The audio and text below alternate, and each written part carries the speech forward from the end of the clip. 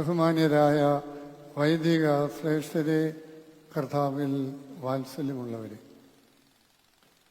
പരിശുദ്ധ സഭ ഇന്ന് രണ്ട് ശ്രേഷ്ഠ സ്ലീഹന്മാരുടെ മാർ പത്രോസിൻ്റെയും മാർ പൗലോസിൻ്റെയും ഓർമ്മ പെരുന്നാൾ സംയുക്തമായി കൊണ്ടാടുകയാണ്. ഈ ദേവാലയത്തെ സംബന്ധിച്ചിടത്തോളം ഇത് സ്ഥാപിതമായിരിക്കുന്നത് പരിശുദ്ധനായ പത്രോസ് ശ്ലീഹായുടെ നാമത്തിലുമാണ്. ഈ രണ്ട് ശിഷ്യന്മാരെ നമ്മൾ താരതമ്യം ചെയ്തു നോക്കുമ്പോൾ രണ്ടു കൂട്ടർക്കും ധാരാളം വ്യത്യസ്തതകളുണ്ട്. രണ്ടുപേരുടെയും വ്യക്തിത്വങ്ങളും സാഹചര്യങ്ങളും വ്യത്യസ്തമായിരുന്നു. ഇവരെ രണ്ടുപേരെയും സംയുക്തമായി പ്രിൻസസ് ഓഫ് ദ ചർച്ച്, സഭയുടെ രാജകുമാരന്മാരെന്നോ, പില്ലേഴ്സ് ഓഫ് ഫെയ്ത്ത്, വിശ്വാസത്തിൻ്റെ അടിസ്ഥാന തൂണുകൾ എന്നും, ആൻഡ് പ്രീച്ചേഴ്സ് ഓഫ് ട്രൂത്ത്, സത്യത്തിൻ്റെ പ്രസംഗകരെന്നും വിളിക്കുന്നുണ്ട്. നമുക്കറിയാം, പരിശുദ്ധനായ പത്രോസ് ശ്ലീഹ ഒരു ഗലീലക്കാരനായ, ഒരു സാധാരണക്കാരനായ ഒരു മീൻപിടുത്തക്കാരൻ ആയിരുന്നു. അന്നത്തെ സാമൂഹ്യ ചുറ്റുപാടിൽ ഗലീല എന്ന് പറയുന്നത് വളരെ പിന്നാക്കം നിൽക്കുന്ന ഒരു പ്രദേശമാണ്. അപ്പം സാംസ്കാരികമായി ഒന്നും വലിയ പുരോഗതി, ഉന്നമനം ഒന്നും ഉണ്ടായിട്ടില്ലാത്ത ഒരു നാട്ടുകാരൻ ആയിരുന്നു പരിശുദ്ധനായ പത്രോസ് അപ്പസ്തോലൻ. യേശു തമ്പുരാൻ അവനെ വിളിച്ചപ്പോൾ ക്രിസ്തു ഇതൊന്നും പരിഗണിക്കുന്നില്ല. അവന്റെ സാംസ്കാരിക പശ്ചാത്തലം എന്താ, അവൻ ഏത് നാട്ടുകാരനാ, ഇതൊന്നും ക്രിസ്തുവിനൊരു വിഷയമല്ല.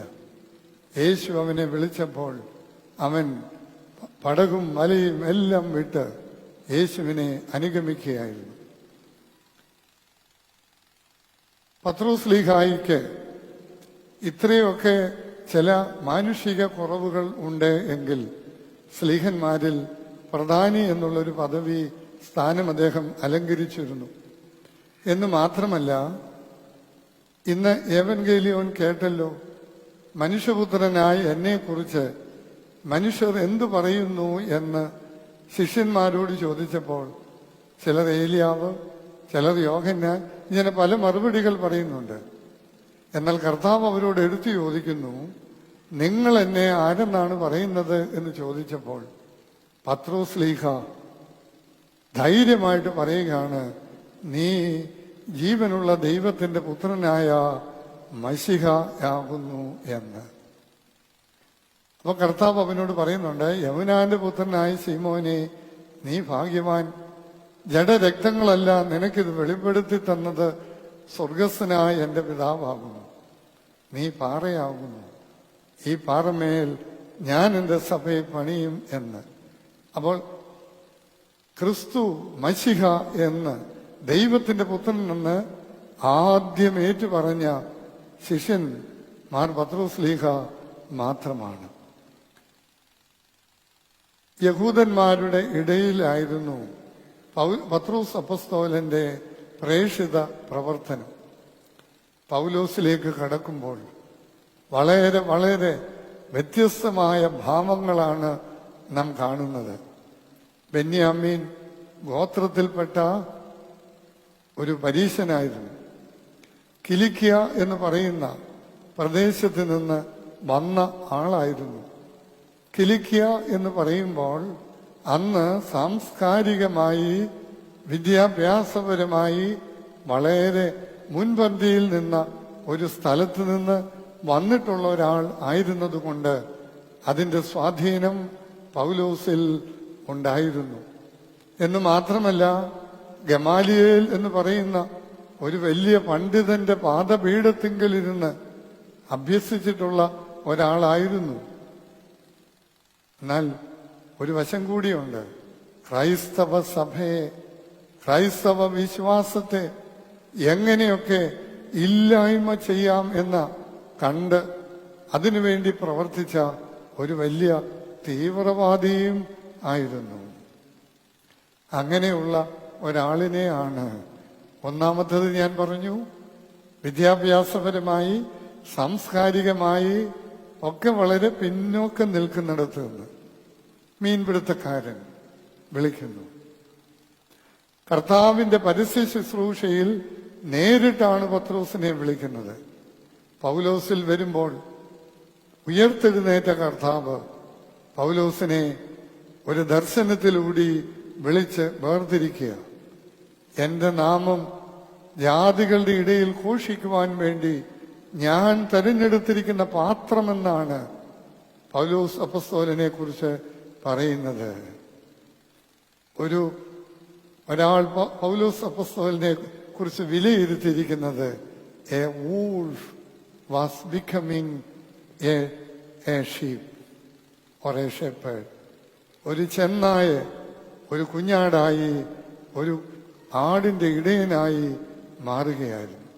പ്രിയമുള്ളവരെ, ഞാൻ ഈ രണ്ട് സ്ലീഹന്മാരിൽ തലവന്മാരായ മോർ പത്രോസിനെയും മാർ പൗലോസിനെയും നാലാം തുപതേനിൽ അവരെക്കുറിച്ച് സഭ അങ്ങനെയാ പറയുന്നത്. പ്രധാന ശില്പി, the chief architect or the chief builder എന്ന പൗലോസിനെ വിശേഷിപ്പിക്കുന്നുണ്ട്. അപ്പൊ ഈ രണ്ട് കൂട്ടർക്ക് ജനിച്ചു വളർന്ന സാഹചര്യങ്ങളും ക്രിസ്തു ശിഷ്യരായ സാഹചര്യങ്ങളും തമ്മിൽ വ്യത്യാസമുണ്ട് എങ്കിൽ ഈ രണ്ടുപേരിലും നിറഞ്ഞു നിൽക്കുന്ന ചില പൊതു ഘടകങ്ങളുണ്ട്. അത് രണ്ടു മൂന്നെണ്ണം പറഞ്ഞ് ഞാൻ എൻ്റെ വാക്കുകൾ അവസാനിപ്പിക്കാനായിട്ടാണ് ആഗ്രഹിക്കുന്നത്. ഒന്ന്, രണ്ടുപേരുടെയും ജീവിതം ധന്യമാക്കി തീർത്തത് അനുതാപത്തിന് അവരുടെ ജീവിതത്തിൽ ഉണ്ടായ സ്ഥാനമാണ്. നീ ജീവനുള്ള ദൈവത്തിന്റെ പുത്രനായ ക്രിസ്തുവാണെന്നൊക്കെ പറഞ്ഞു. പക്ഷേ 3 വട്ടം തള്ളിപ്പറഞ്ഞ പത്രോസ് എന്തു ചെയ്തു? വളരെ വ്യക്തമായിട്ടാണ് രേഖപ്പെടുത്തിയിരിക്കുന്നത്. He went out and wept bitterly. അവൻ പുറത്തിറങ്ങി പൊട്ടിക്കരഞ്ഞു.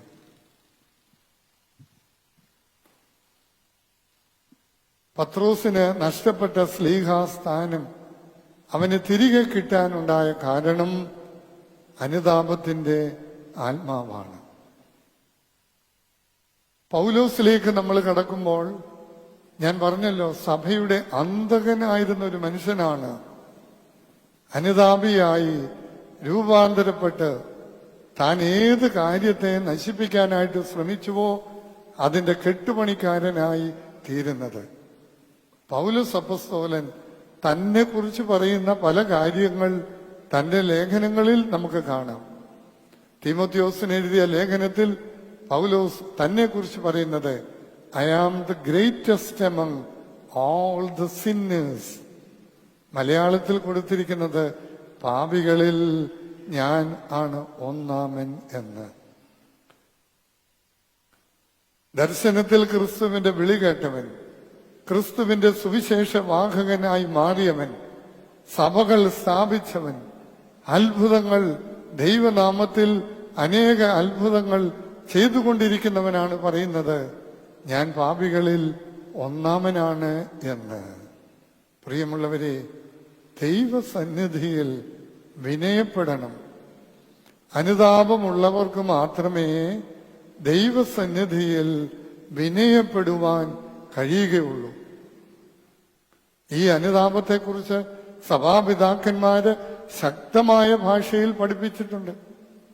വിശുദ്ധനായ നിനിവയിലെ ഇസഹാക്ക് എന്ന് പറയുന്ന പിതാവ് പറയുന്നു, this life has been given to you for repentance, do not waste it in vain pursued. ഈ ജീവിതം നമുക്ക് തന്നിരിക്കുന്നത് അനുതപിക്കാൻ വേണ്ടിയാണ്.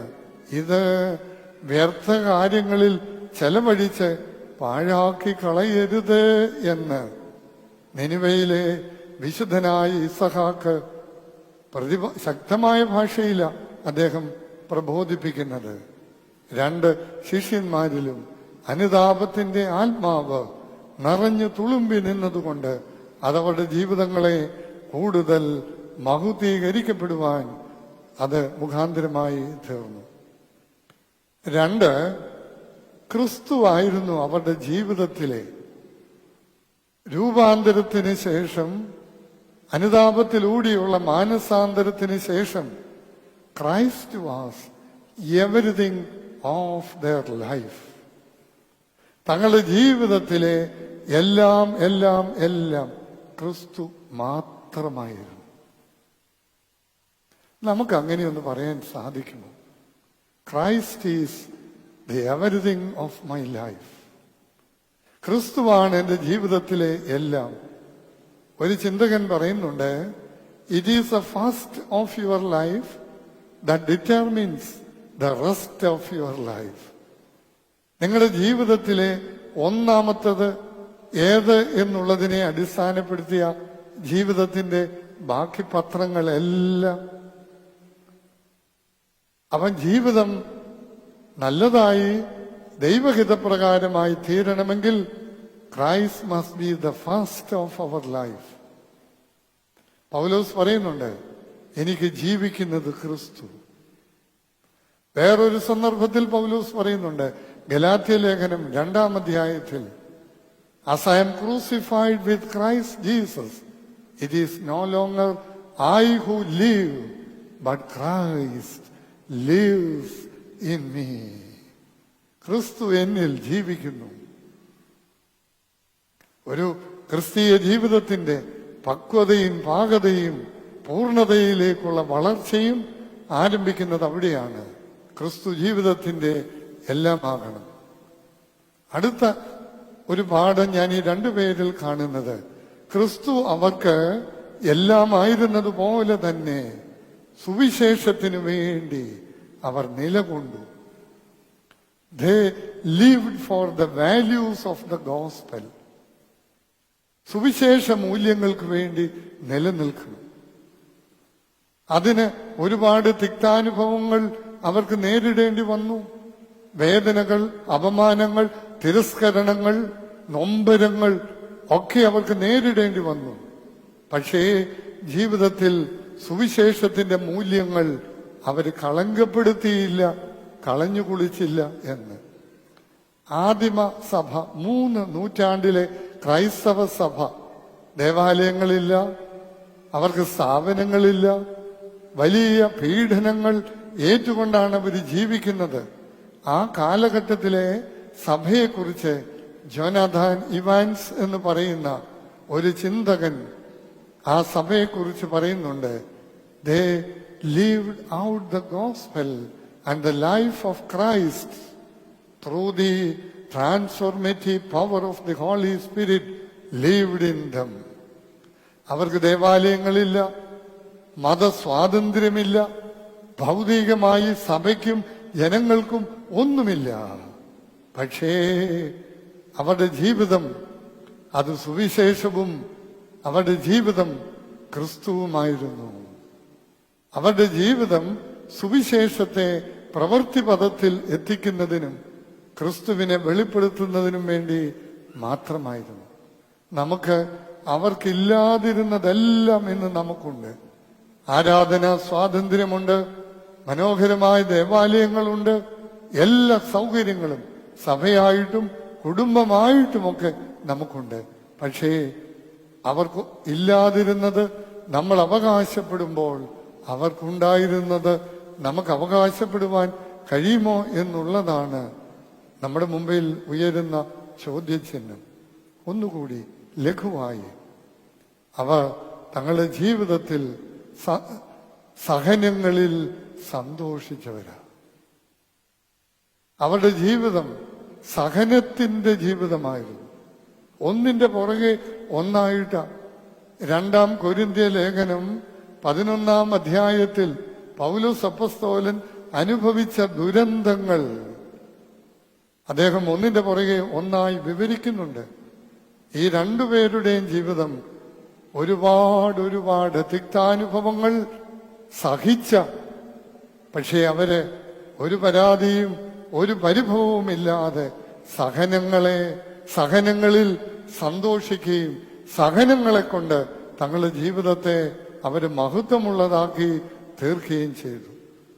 പത്രോസ് അപ്പോസ്തലനെ കൊല്ലാൻ നേരം അദ്ദേഹം പറഞ്ഞല്ലോ, എന്നെ തലകീഴായി ക്രൂശിച്ചാൽ മതി, എനിക്ക് ക്രിസ്തുവിന്റെ പാദങ്ങൾ മനസ്സിൽ ധ്യാനിച്ച് ചുംബിച്ചുകൊണ്ട് ഞാൻ മരിച്ചുകൊള്ളാം.